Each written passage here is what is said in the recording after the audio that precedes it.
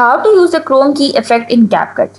Hey guys, today we are going to unlock the magic of Chrome key effect in CapCut.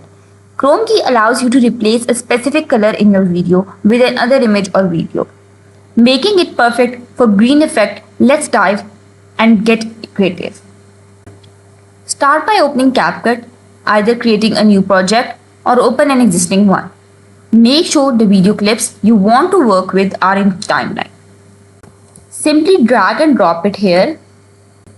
This is the footage where your subject is in front of green or blue background. To assess the Chrome key effect, select your green screen clip and tap on Cutout. This is the Chrome key tool. This tool will help you to remove green screen or blue background. Select it and simply click on Color Picker. Once you click on color picker, bring it to the video and select the color. I am selecting the green color. So the color has been selected. Once you click it, CapCut will instantly remove the color, depending on your video's lighting and quality. Depending on your video's lighting and quality, you may need to adjust strength and shadow. Let's increase the strength. And also increase the shadow.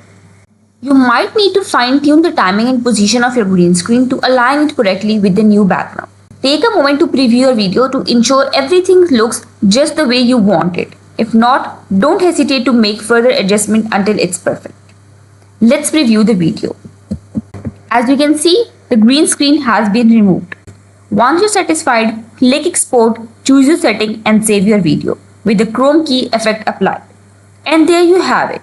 You have mastered the Chrome key effect in CapCut. These tools open up endless possibilities for creative storytelling and video production. If you found this tutorial helpful, please give it thumbs up, and if you have any question or suggestion for future tutorials, leave them in comments below.